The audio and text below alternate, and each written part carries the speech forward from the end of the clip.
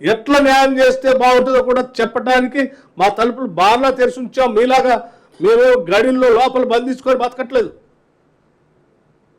గేట్లు మూసేయలేదు. మేము అడుగుతున్నాం, రండి.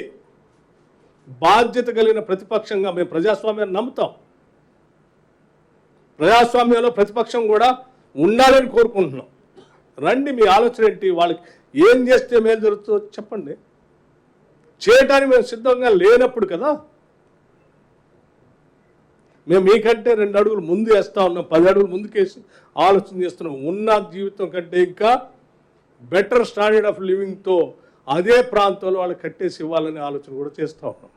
అవసరమైతే 10,000 కోట్లు ఖర్చు పెడతామని ముఖ్యమంత్రి గారు చాలా స్పష్టంగా ప్రకటన కూడా చేశారు.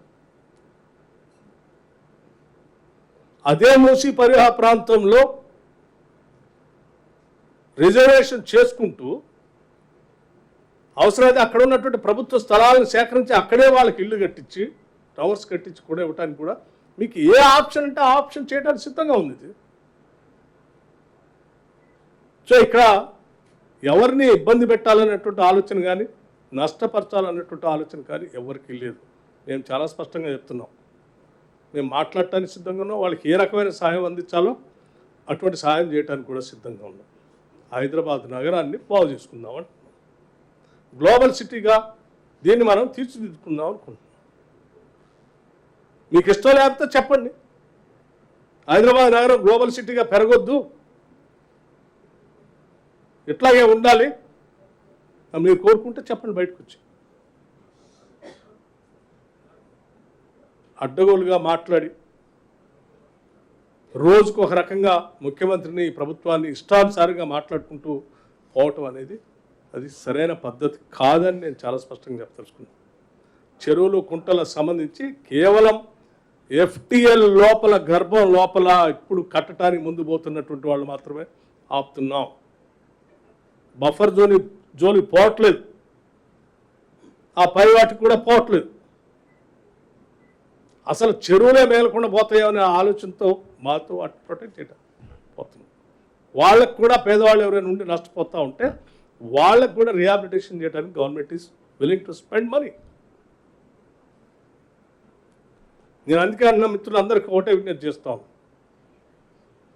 మూసీ రిజర్వేషన్ సంబంధించి ప్రపంచంలో గ్లోబల్ సిటీగా మార్చుకోవడానికి మనం చేసే ప్రయత్నానికి అన్ని రాజకీయ పార్టీలు ముందుకొచ్చి సహకరించి మన నగరాన్ని అభివృద్ధి చేసుకోవడం కోసం మీ అమూల్యమైన సలహాలు సూచనలు ఏమంటే చెప్పండి. దేశంలో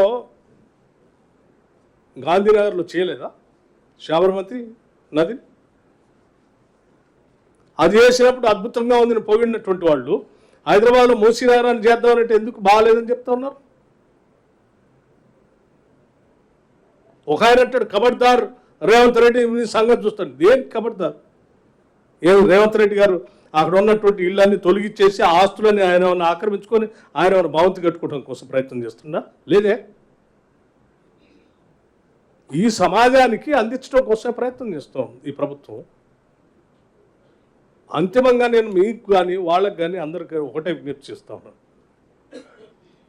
ఈ వనరుల్ని ప్రొటెక్ట్ చేసుకోవాలి, ప్రజల్ని సంరక్షించుకోవాలి. వాళ్ళ ఆస్తులు ఎవరు నష్టపోతా ఉంటే వాళ్ళకి కావాల్సినటువంటి వ్యవస్థని సృష్టించి వాళ్ళకు కూడా ఇవ్వాలి. వాళ్ళు కూడా తృప్తిగా ఆ కుటుంబాలు కానీ పిల్లలు కానీ వాళ్ళందరూ కూడా ప్రశాంతంగా భవిష్యత్ తరాలు మాకు తెలుసు ఇల్లు కట్టుకోవటం అనేది ఎంత విలువైందో. తరతరాలుగా ఇల్లు లేనటువంటి కుటుంబాలు చాలా ఉన్నాయి. ఒక తరంకి వచ్చేవరకు ఇల్లు కట్టుకుంటే ఆ ఇల్లు పోతా ఉంటే ఎంత బాధ ఉంటుందో తెలుసు. అంతకంటే మెరుగైన ఇల్లు ఇద్దామని చెప్తున్నాం మనం.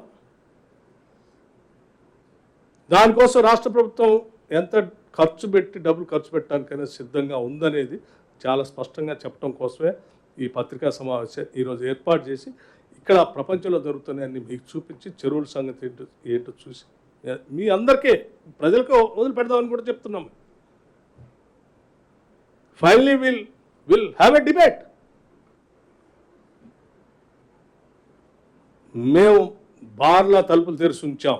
ఎవరు ఏ సూచనలు చెప్పినా సలహాలు చెప్పినా అవి ప్రజలకి మేలు చేసేటట్టుగా ఉంటే అది ఎంత ఖర్చు అయినా ఖర్చు పెట్టి పని చేయడానికి సిద్ధంగా ఉన్నాం, ఖర్చు పెట్టడానికి కూడా సిద్ధంగా.